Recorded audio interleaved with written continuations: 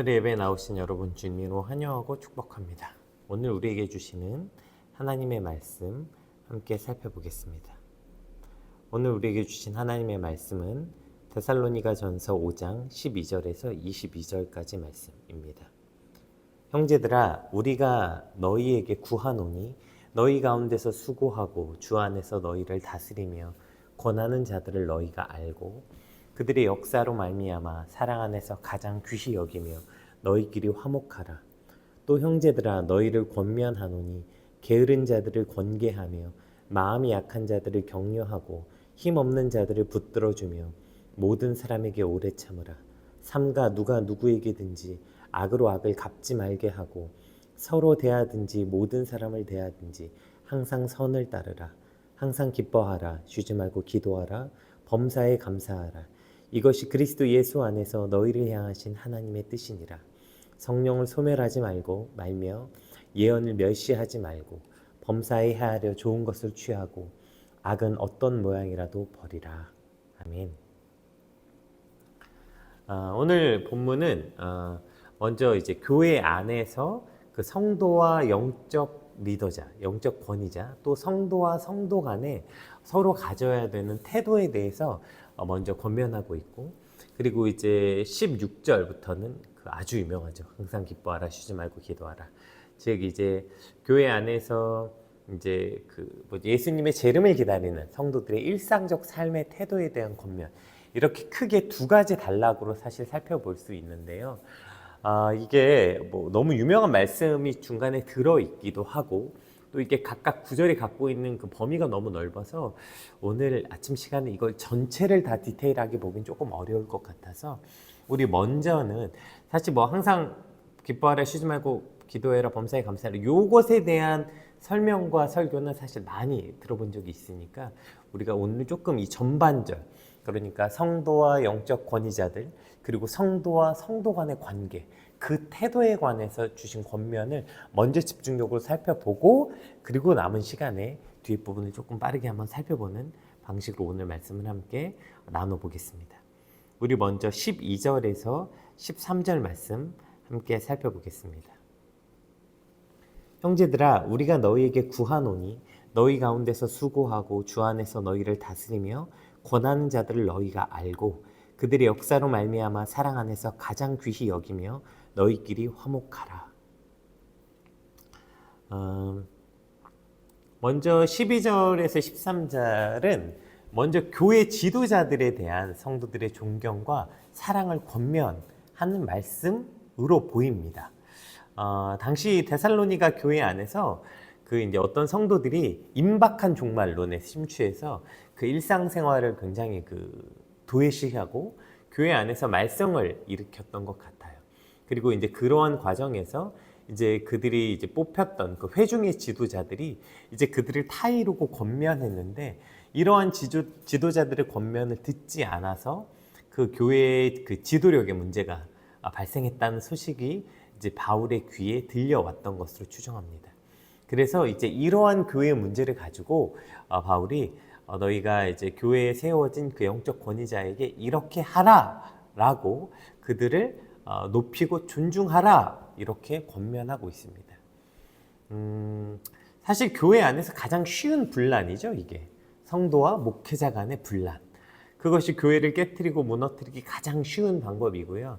그러한 어떤 불신, 그러니까 성도가 목회자를 믿지 못하고 또 목회자가 성도를 믿지 못하는 그러한 서로 간의 불신이 사실 교회 공동체를 깨트리는 가장 강력한 방법, 그래서 지금도 사단이 애용하는 방법이죠. 성도와 목회자 간의 불신과 반목, 그로 인해서 파괴되고 깨어지는 공동체가 여러분 오늘날에도 얼마나 많습니까? 아마 정말 조금만, 우리가 이런 표현이 있잖아요. 한 다리만 건너면 아마 이러한 교회들을 우리가 어렵지 않게 만나볼 수 있습니다. 특별히 오늘 말씀을 통해서 그 성도와 교회의 영적 지도자들 간의 관계에 대해서 우리가 조금 깊이 묵상하는 시간이 되었으면 좋겠습니다. 일단은 오늘 본문을 가지고 목회자들이 성도들이 향해서 봐라, 성경에 이렇게 써 있다. 너희는 나를 그러니까 존귀히 여겨라, 귀하게 여겨라, 존경해라, 이런 식으로 사용할 수 있는 본문이 아니에요. 왜냐하면 바울이 먼저 이것을 뭐라고 시작하냐면 우리 12절의 시작을 이렇게 합니다. 형제들아 우리가 너희에게 구하노니 이렇게 출발하죠. 우리가 너희에게 구한다. 이것이 이제 원어가 그 에로타오라는 단어인데요. 이게 요청하다, 요구하다라는 의미의 단어예요. 근데 이게 명령문이 아니라 온화한 부탁조의 단어입니다. 그러니까 따라서 목회자가 성도들을 향해 자신을 섬겨라, 존중해라 이렇게 무슨 명령하거나 강요하는 게 아니라 그렇게 자신을 높이는 데 사용하는 어투가 아니라 매우 신중하고 온화한 태도로 바울이 권면하는 거예요. 이렇게 해주길 바란다. 이러한 온화한 부탁조이죠. 또한 바울이 교회 영적 권위자들을 귀히 여기라는 말에 그 이유가 뭐냐면 13절에 볼게요. 그 이유가 그들의 역사로 말미암아 이렇게 돼 있거든요. 그러니까 여기서 그들의 역사라는 게 무슨 뜻이냐면 이게 이제 공동번역도 그렇고 새번역도 그렇고 똑같이 번역했어요. 이거 뭐라고 표현했냐면 그들이 하고 있는 일을 생각해서 그들을 극진히 존경해라. 그들이 하고 있는 일을 생각해서 그들을 사랑하라. 이렇게 번역돼 있어요.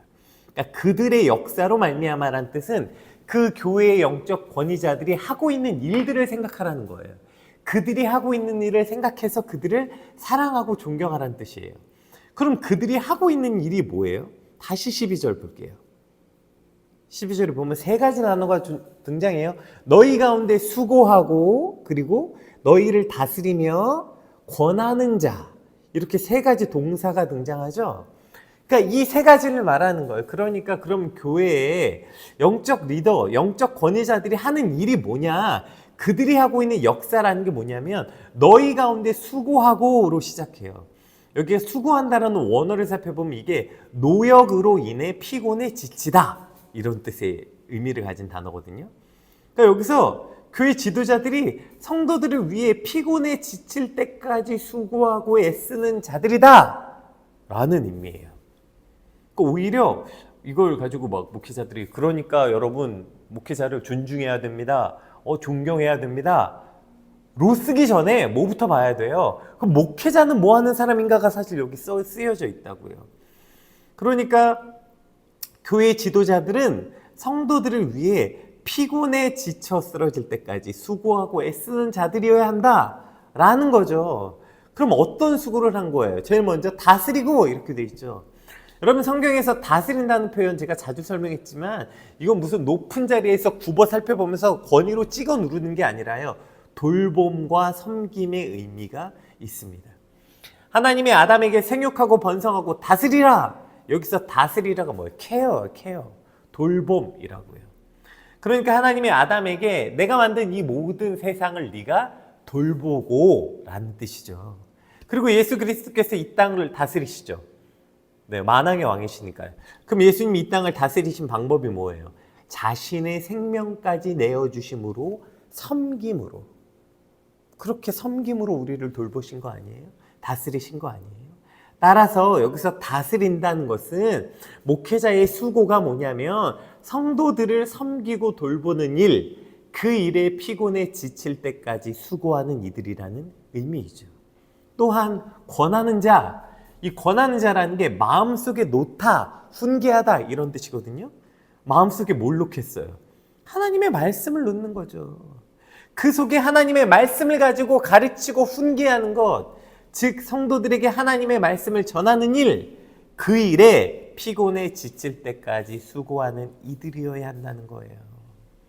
그러니까 그렇게 보면 오늘 본문은 목회자들이 성도들에게 자신의 특권을 내세우고 막 대우받고 높임을 받을 때 인용할 말씀이 아니라 먼저 이 말씀을 보면 교회 영적 권위자는 어떤 사람이어야 되지? 스스로 돌아볼 수 있어야 하는 말씀이어야 하는 거죠. 여러분 사실 이게 없어서 존중받지 못하는 거 아니에요? 성도들이 우리 목회자는 우리 영적 권위자는 우리 영적 리더자는 정말 우리를 위해서 늘 이렇게 애쓰고 정말 피곤에 지칠 때까지 수고하는 사람이야 라고 인정이 돼야 그 다음에 존중이고 사랑이고가 있는데 이게 없어요. 맨날 목회자 잘 섬겨야 복 받는다. 목사를 하나님같이 여겨야 된다. 맨날 이런 소리나 하고 전혀 성도들을 보기에 성도들의 돌봄이나 성도들의 케어나 뭔가 말씀에 대한 어떤 열망이나 이런 게 하나도 없어 보인다면 네, 어떻게 성도가 목회자를 신뢰할 수 있겠어요? 네, 이것 때문에 사실 성도와 목회자 간의 신뢰가 사라지는 거 아닙니까? 목회자라고 맨날 대접받고 특별 대우 받길 기대하지 말고요.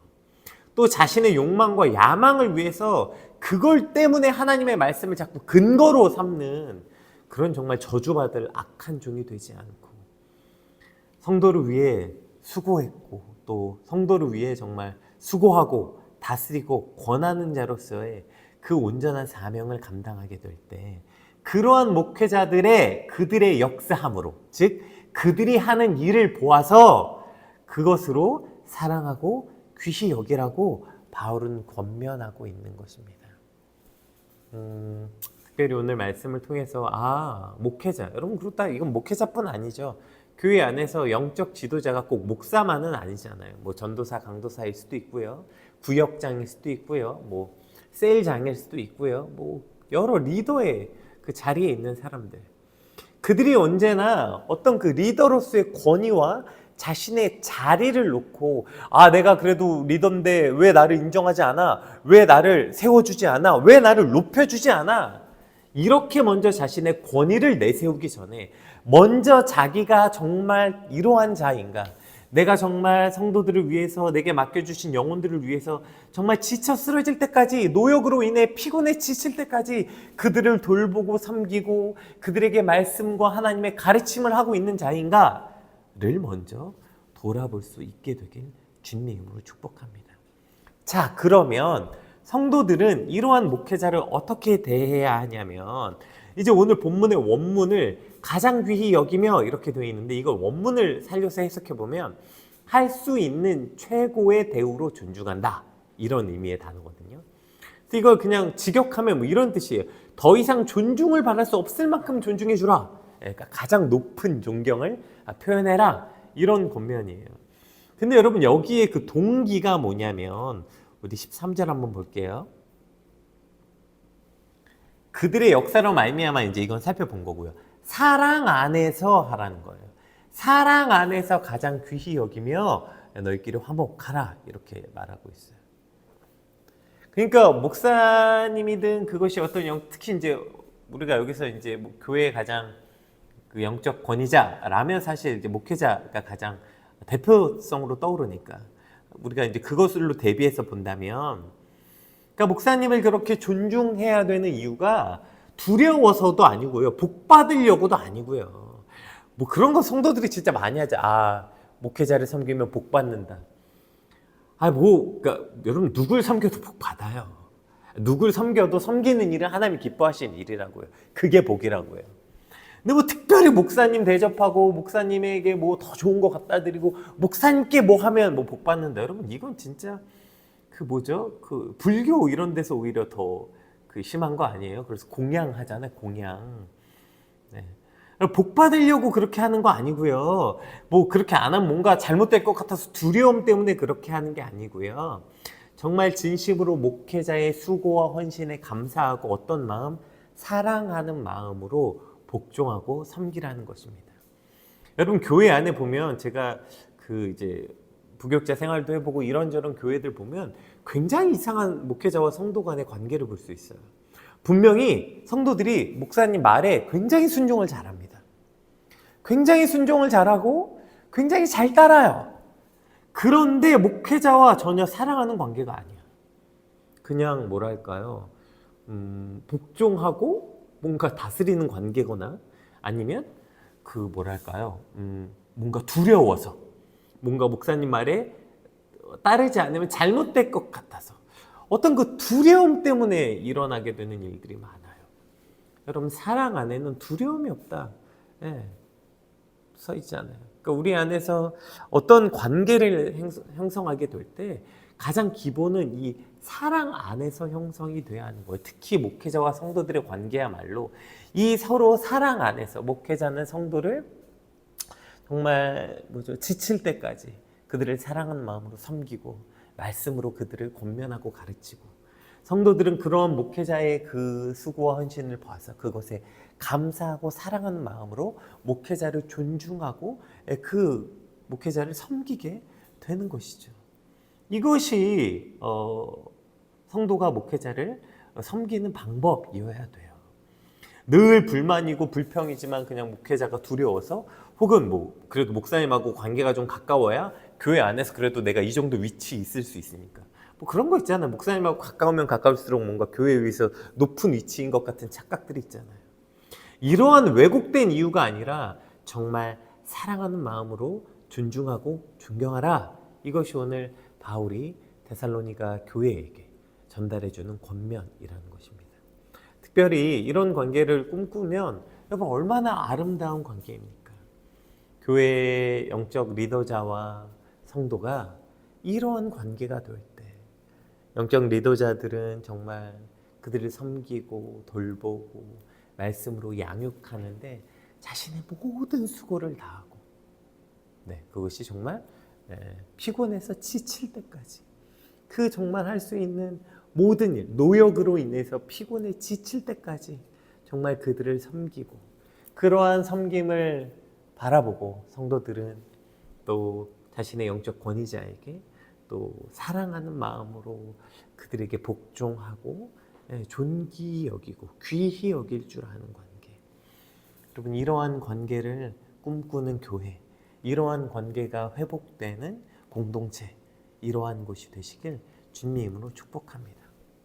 그리고 이제 바울은 이게 이제 목회자와 성도의 관계뿐 아니라 더 넘어서 성도와 성도 간의 관계에 대한 이제 교훈의 말씀을 주죠. 또 형제들아 너희를 권면하노니, 여기서 또 형제들아 이제 또 다른 권면을 주는 거예요. 게으른 자들을 권계하고 마음이 약한 자들을 격려하고 힘없는 자들을 붙들어주며 모든 사람에게 오래 참으라. 삼가 누가 누구에게든지 악으로 악을 갚지 말게 하고 서로 대하든지 모든 사람을 대하든지 항상 선을 따르라. 아멘. 자, 이제 이러한 관계를 가지라는 거. 이 당시에 이제 여기서 게으른 자와 마음이 약한 자가 나오죠. 이 당시 이제 왜곡된 종말론의 가장 극단적 폐해 두 가지였던 거예요. 야, 이제 예수님 오는데 뭐하러 이래? 야, 뭐하러 열심히 해? 이제 예수님 오는데. 그러니까 그냥 게으른 자들. 이제 예수님 곧 오실 거야. 그러니까 열심히 일할 필요 없어. 뭐 이것도 할 필요 없어. 저것도 할 필요 없어. 노력할 필요도 없어. 그래서 그냥 극단적으로 이 게으른 자들이 있었고요. 두 번째는 종말이 온다고? 어떻게? 마음이 약해서 두려워 떠는 자들이 있었는데, 그들을 향해 어떻게 하냐면 그렇게 게으른 자들, 또 너무 마음이 약해서 막 계속 이렇게 벌벌벌 떨면서 아무것도 하지 못하는 이들, 그들을 권면하고 격려하라고 이제 말씀해주고 있어요. 그런데 여러분, 게으른 자들을 권면하는 거 뭐 어렵습니까? 할 수 있죠. 마음이 약한 자들 격려하고 괜찮다, 힘 줄 수 있는 거 여러분 얼마든지 할 수 있죠. 문제는 뭐예요? 그걸 어떻게 하래요? 이게 문제. 이게 거기까지는 누구나 할 수 있어요. 그런데 문제가 맨 마지막 줄 뭐래요? 모든 사람에게 오래 참으라. 이게 문제예요. 이게 진짜 어려운 거예요. 이 오래 참으라가 핵심 아니에요? 여러분, 하나씩은 다 할 수 있어요. 하나씩은 뭐죠? 권면하는 거, 게으른 자들에게 그렇게 하면 안 됩니다. 말씀으로 가르치는 것도 할 수 있고요. 마음이 약해서 두려워 떠는 자에게 격려하고 괜찮아요, 우리 함께 갑시다, 힘을 내게 격려하는 것도 할 수 있어요. 근데 그걸 어떻게 하라고요? 오래 참음으로 하라는 거. 오래 참음으로. 아, 저거 내가 저렇게 말했는데 아직도 게으르네. 아, 저거 도대체 몇 번 격려해줘야 일어날 거야? 저 언제까지 쓰러질 건데? 아, 저 언제까지 뭐 약해가지고 저 약해 빠져가지고 저 누워가지고 저러고 있을 거야? 가 아니라 그들에게 어떻게?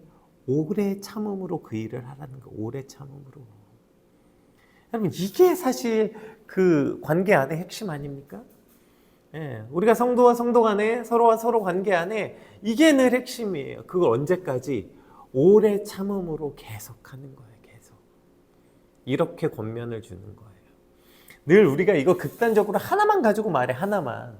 성경에서 우리가 우리 베드로 전후서 볼 때도 얘기했죠. 거기서 베드로가 권면할 때 늘 이게 같이 포함되어 있어요. 너희가 믿지 않는 남편들에게 혹은 믿지 않는 자들에게 늘 어떤 말을 할 것인지 준비하라. 그런데 반드시 뭐가 나와요? 겸손함과 온유함으로 붙어서 나와요. 그 말하는 거 어렵지 않죠? 근데 어떻게 하는 게 어려워요? 겸손함과 온유함을 가지고 그 말을 하는 게 어려운 거 아니에요. 오늘도 형제를 권면하는 거, 또 약한 자들을 격려하는 거, 뭐 그것까지는 할 수 있죠. 뭐가 어려워요? 그것을 오래 참으면서 하는 게 어려운 거예요. 오래 참으면서. 그걸 하라는 거예요. 그걸. 게다가 삼가 누가 누구에게든지 악으로 악을 갚지 말고 모든 사람에게 선을 따르게 하라는 거예요. 여러분 저 일 해보셨죠? 저렇게 하다 보면 오해도 많이 받고요. 나는 선을 베풀었는데 상대방에서 악으로 돌아올 때가 꽤 많습니다. 여러분 이런 경험 많이 이제 해보시면 알 거예요. 나는 분명히 선한 마음으로 권명했는데 굉장히 악으로 돌아올 때도 있고요. 나는 선한 마음으로 그에게 격려했고 위로했는데 그것이 굉장히 악한 의도로 돌아올 때가 있어요. 그러나 누가 누구에게든지 악으로 악을 갚지 말고 어떻게? 항상 선을 따르라. 아멘. 이것이 교회 안에, 이것이 믿음의 공동체 안에 그 관계의 핵심이에요. 여러분 이게 핵심이라고요. 이게. 근데 뭔가 저거 하나만 해. 하나만. 권면하는 거 하나 했대. 뭐 아니면 누구 격려하는 거 하나 했대. 아 그리고 뿌듯해. 늘 그 뒤가 문제 아니에요. 그거 해놓고 뒤가 문제. 왜요? 저 오래 참음이 없고 그 악을 선으로 갚는 걸 못하는 거예요. 그럼 차라리 안 하는 게 나아요. 권면도 안 하고 격려도 안 하는 게 나아요. 반드시 그걸 하려면 저 뒤에 것까지 해야 되는 거예요. 오래 참음으로 끝까지 하는 것과 그것이 혹 내게 악으로 돌아올지라도 악으로 갚지 않는 것. 이 각오하고 저거 하는 거예요. 권면도 하고 격려도 하는 거예요. 근데 저건 아무런 각오도 안 해. 저럴 생각도 없어. 아 내가 이렇게 권면하면 좋게 받아주겠지? 아 내가 이렇게 격려하면 저 사람들을 고마워해 주겠지? 여러분 진짜 큰 착각이죠. 그것이 내 선이 악으로 돌아올지라도 그것을 항상 선으로 대할 수 있는 각오와 결단, 이것이 우리 안에 있어야 되는 거예요. 특별히 오늘 말씀을 그렇구나 여러분 이렇게 끝내지 말고요. 그러면 지금 오늘 여러분이 속한 공동체 안에서 여러분의 교회 안에서 그러면 내가 어떻게 권면하고 격려하는 걸 오래 참을 수 있을까? 이것을 실제적으로 내가 이 우리의 공동체 안에서 내가 우리 교회 안에서 어떻게 하면 이런 관계로 나아갈 수 있는가 깊게 묵상하게 되는 아침이 되시길 주님의 이름으로 축복합니다. 거기까지 묵상하는 거예요. 거기까지. 저렇게 하라고 난 어려워 난 못해 가 아니라 그럼 어떻게 할 수 있을까요 하나님? 어떻게 그러면 제가 특히 저희 교회 안에서 저희 공동체 안에서 저 게으른 자들이나 약한 자들을 어떻게 끝까지 권면하고 끝까지 격려할까요? 하나님 지혜를 달라고 그렇게 간구하는 아침이 되시길 주님의 이름으로 축복합니다. 우리 16절에서 18절 너무 유명한 말씀이죠. 여기부터 우리가 시간이 많이 가서 우리가 좀 핵심만 좀 집어서 살펴보겠습니다. 항상 기뻐하라. 쉬지 말고 기도하라. 범사에 감사하라. 이것이 그리스도 예수 안에서 너희를 향하신 하나님의 뜻이니라. 여러분 항상 기뻐하고 쉬지 말고 기도하고 범사에 감사하고 이거 각각의 의미를 지금 다 풀어서 설명하는 것보다는 이 전체의 의미를 좀 한번 살펴봅시다. 여러분 근데 기뻐하고 기도하고 감사하는 것 이거 굉장히 특별한 일입니까? 와 그렇구나 유레카 이런 특별한 일이에요? 아니죠. 그리스도인이라면 당연히 해야 되는 거죠. 우리 특별히 기뻐하라만 잠깐 살펴보면 항상 어떻게 기뻐합니까? 여기서 항상 기뻐하라는 그러니까 우리 안에 늘 항상 기쁨이 있다는 뜻이에요. 왜 기쁨이 있을까요? 이것이 바로 죄사함의 기쁨 말하는 그 구원의 기쁨, 구원의 감격. 이것이 우리 속에 있기 때문에 우리가 슬픈 일이 있고 우겨쌈을 당하고 고통 가운데 있을지라도 항상 기뻐할 수 있는 기쁨의 소스, 그러니까 기쁨의 원동력이 늘 우리 안에 있다는 거죠. 그러니까 우리 안에 늘 이 구원의 감격들이 늘 묵상되어질 때 그 절망 가운데 고통 가운데서도 다시 기뻐할 수 있으니까 기쁨을 추구해라. 그러니까 막 항상 즐겁게 살아라. 마음이 기쁜 사람이 기쁜 거다. 뭐죠? 웃어야 행복한 사람이 웃는 게 아니라 웃는 게 행복한 사람이다. 이렇게 긍정적으로 살아라 이런 뜻이 아니고요. 우리 안에 그 구원의 감격과 기쁨이 날마다 있기 때문에 그것을 더 깊이 묵상하면 우리가 기뻐하는 사람으로 살 수 있다는 거죠. 어쨌든 기뻐하고 기도하고 감사하는 거, 이것이 그리스도 예수 안에 있는 뭐래요? 하나님의 뜻이래요. 하나님의 뜻. 그러니까 여러분, 하나님의 뜻이라는 게 굉장히 거창하고 위대하고 대단한 데 있는 게 아니에요. 하나님, 오늘 하나님의 뜻은 무엇입니까? 날 위해서 이 땅 가운데 어떤 대단하고 위대한 일을 행하실 것입니까? 저기부터 출발하는 거예요. 가장 평범하고 가장 기본이 되는 것, 구원의 감격과 기쁨을 누리고 늘 하나님과 관계 맺음, 그래서 쉬지 않고 기도하고 어떠한 가운데서도 감사할 수 있는 것, 우리가 늘 주님 앞에 감사하는 삶을 사는 것, 이게 무슨 대단한 일이라고요. 물론 근데 또 이걸 각각 살펴보면 대단한 일 맞습니다. 그러니까 하나님의 뜻은 여기부터 출발하는 거예요. 여기부터.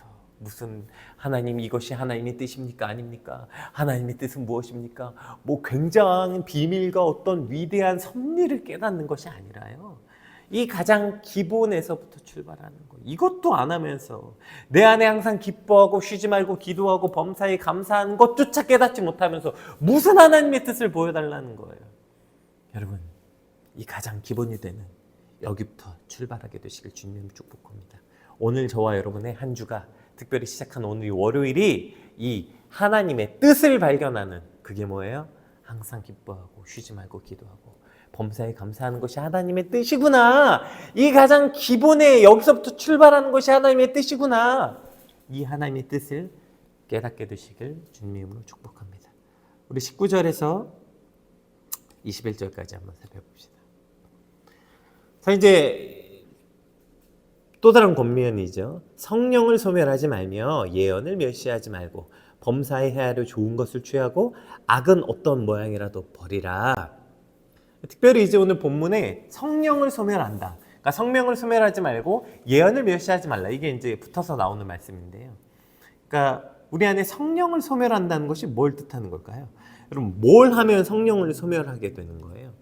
우리가 이러한 이 자꾸 성령을 소멸한다, 이것을 굉장히 어떤 특별한 은사로 착각할 때가 많이 있어요. 그러니까 성령을 소멸하면 안 돼, 그러니까 우리가 어떤 특별한 은사를 받았는데 그걸 참거나 막 이렇게 하면 우리 안에 성령이 소멸되는 거야, 이런 이제 착각들을 하게 돼요. 여러분, 성령이 뭐예요? 성령 하나님이시죠. 하나님이시죠. 성령 하나님이 우리 안에 계시는데, 그 성령 하나님이 우리 안에 계실 때에 그 성령이 소멸되는 건 어떤 걸 의미하는 걸까요? 성령님이 하나님이신데 그분이 우리 안에 충만히 역사하시는 것이 당연히 성령의 역사하심. 당연히 그 반대는 뭘까요? 우리 안에 성령이 아니라 나로 가득 차거나 그것이 죄로 가득 차게 될 때 우리 안에 성령의 역사를 제한하게 되고 성령을 소멸하게 되는 것이죠. 특별히 거기서 이제 오늘 그 예언에 대한 이야기가 나오죠. 예언을 멸시하지 말고 이렇게 돼 있어요. 오늘 이제 그 본문에 말하는 이 예언이라는 것은요, 어떤 미래에 일어날 일, 장래에 일어날 일, 여러분 이런 게 아니에요. 여기서 이제 이 예언이라는 말이 이제 나바라는 건데, 이 나바가 거품이 부글부글 끓어오르다, 이런 뜻이거든요. 그러니까 여기서 이들이 성령을 소멸하지 말고라는 말이 뭐냐면, 그 예언하는 걸 이제 참지 말라는 거예요. 여기서 말한 예언이 그 미래에 일어날 어떤 사건을 말하는 게 아니라 하나님으로부터 받은 말씀을 전하는 행위, 이거 말하는 거예요. 그래서 이거 예레미야 말씀에 뭐예요? 내가 이 마음이 불붙는 것 같아서 하나님의 말씀을 전하지 않고는 견딜 수 없다는 그 예레미야의 그 어떤 선지자의 그 말, 이게 이제 오늘 그 성령을 소멸하지 말라는 거예요. 예언을 멸시하지 말라는 것은 즉 하나님의 말씀, 그 말씀이 우리 안에서 전달되고 그 말씀에 역사하는 것을 우리가 제한할 때 그것이고 성령을 소멸하는 일인 거예요. 즉 우리가 말씀을 들었음에도 불구하고 그 말씀대로 행하지 않는 것, 말씀이 우리 안에 선포됐음에도 불구하고 그 말씀을 무시해 버리는 것, 이건 어려워, 이건 안 돼, 이렇게 살아가는 방식에 대해서 말하는 거예요. 여러분, 제가 참 그 놀라운 경험들을 많이 하게 되는데, 저희가 이제 이렇게 매일 그 오늘의 예배 드리잖아요. 그러면 오늘의 예배를 정말 빠지지 않고 매일매일 같이 하는 너무 귀한 많은 또 이제 지체들이 있어요. 근데 제가 가끔 이제 그 지체들이 그 큐티 올리는 것들을 제가 가끔 볼 때가 있는데 정말 깜짝 놀랄 때가 너무나도 많아요. 왜 깜짝 놀라냐면 분명히 이렇게 말씀을 함께 나눴잖아요. 그런데 그걸 그냥 오늘 말씀은 너무 어렵다. 그래서 뭐 받아들이기가 어렵다. 그래서 뭐 기도해 봐야겠다. 그러니까 그 말씀을 여러분, 그래서 제가 여러 번 말하는 거예요. 설교를 듣는 것으로는 여러분 안 변해, 인생이. 여러분, 설교에 무슨 능력이 있어요? 말씀의 능력이 있죠. 그럼 말씀의 능력이 있다는 건 뭐예요? 말씀을 받아들이고, 우리가 얼마 전에 그 말씀이 선포될 때 일어나는 그 프로세스에 대해서 우리가 함께 살펴봤죠. 말씀이 선포되면 먼저 선포돼야죠. 들려야 되죠. 그럼 그것이 어떻게 돼요? 내 안에서 인정돼야 되는 거. 그 말씀을 인정하고 그 다음에 그 말씀대로 살아내는 체화의 과정. 이 과정을 거치는 것이 말씀이 내게 있다는 뜻이라고요. 근데 그냥 설교를 듣고 어떻게 듣냐면 이건 어려워. 이건 아니야. 이건 내 상황엔 안 맞아. 그럼 그냥 쳐내는 거예요. 말씀을 그냥. 그리고 이건 내가 좋은 말씀이야.